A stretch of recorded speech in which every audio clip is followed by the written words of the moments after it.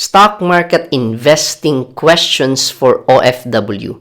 Sagutin natin. So yeah, let's go. So I got this question. Sabi niya, "Good morning, sir. Arnel, OFW here.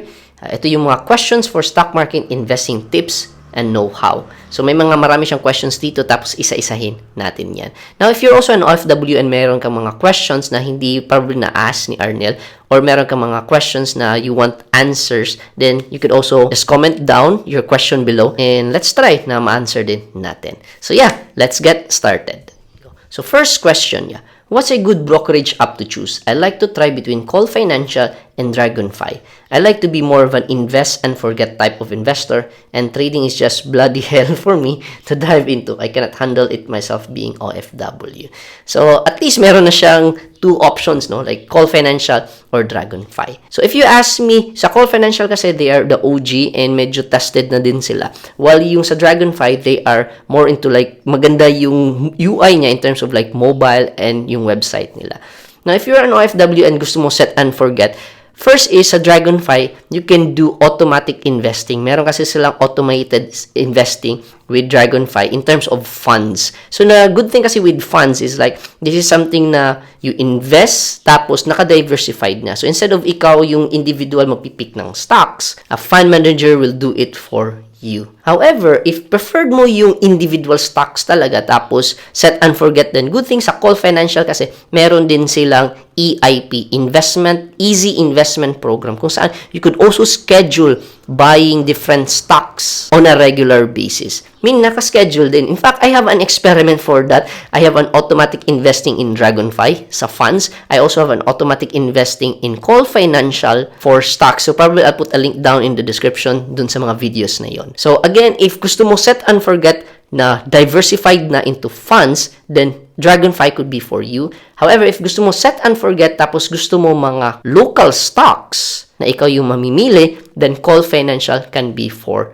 you. However, in terms naman of access, kasi set and forget yung problem lang with Dragonfly kasi mobile siya. Lagi mo siyang dala-dala. And as an investor, hindi mo talaga mapipigilan yung i-check yung portfolio mo. Okay? So, if mobile ka, tapos lagi mo muna i-check, masistress ka, especially if magda-down yung market.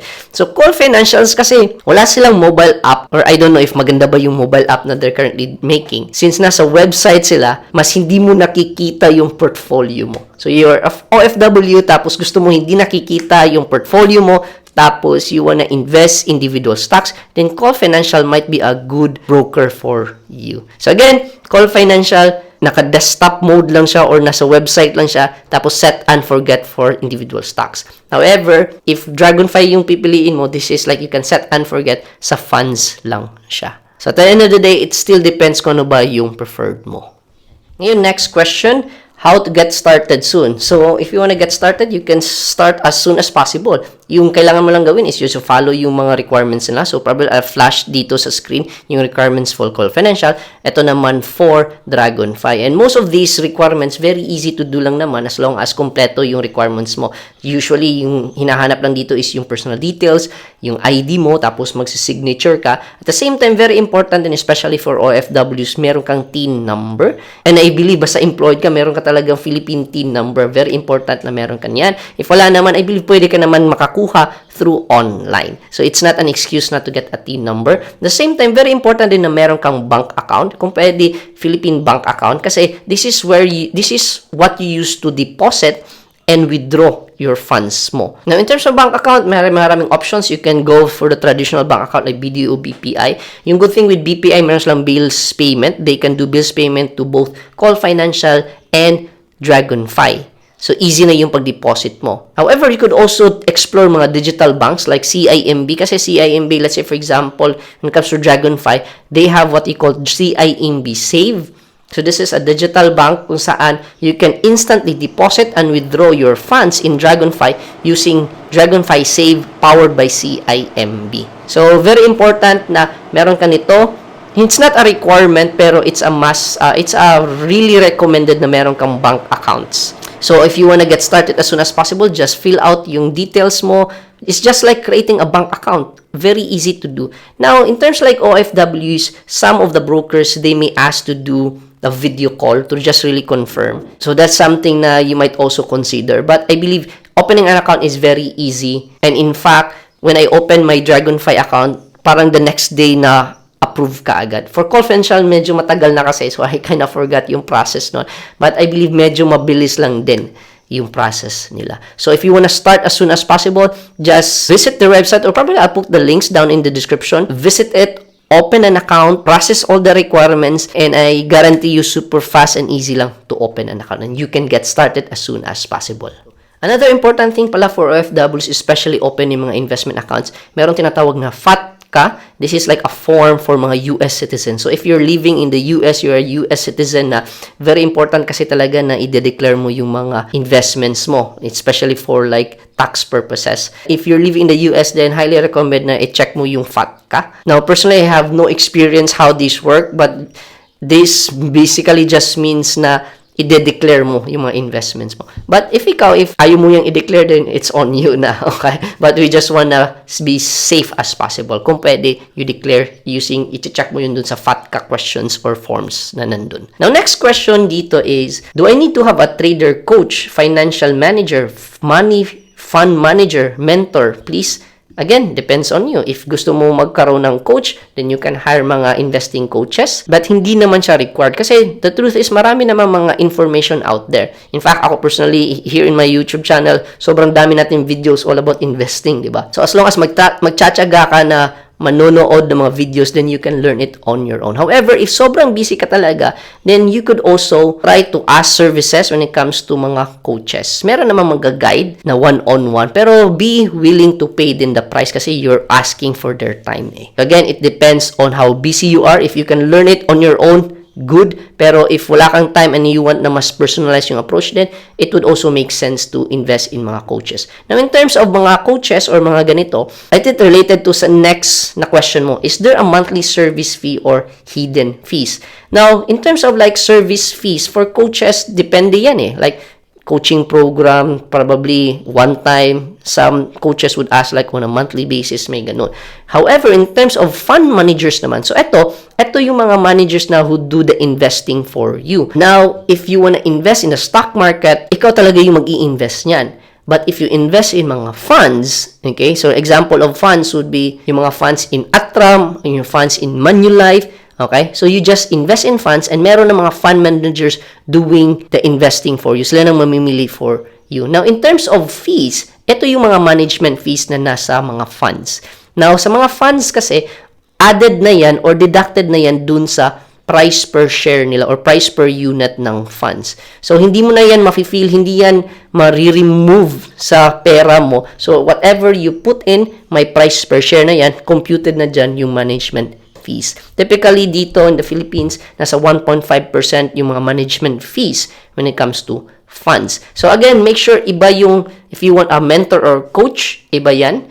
Tapos, if in terms naman of management, alright, so like if you invest in funds, iba din yan. When it comes to hidden fees, if you invest on your own in the stock market, yung mga fees na babayaran mo lang are just the broker fees. Probably I'll flash in the screen yung mga fees. Very minimal lang din naman yung mga fees in the stock market. In fact, they also adjusted that one. Before, meron kasing 8K rule na kailangan at least 8,000 yung i-invest mo para ma-maximize yung mga fees. Pero right now, since ni-remove nila yan, when it comes to investing in the stock market, medyo okay na naman yung mga fees na ito. So again, 3 types of fees. If you want to go to coaching, may coach ka talaga na mag-guide sa'yo, personal, then that's a different fee. Next naman is management fee for funds. Computed na yan in terms of funds that you're investing in. And then if you invest on your own stock market investing, yung fees lang yan is the broker fees every time you buy and sell stocks, which is very minimal lang din.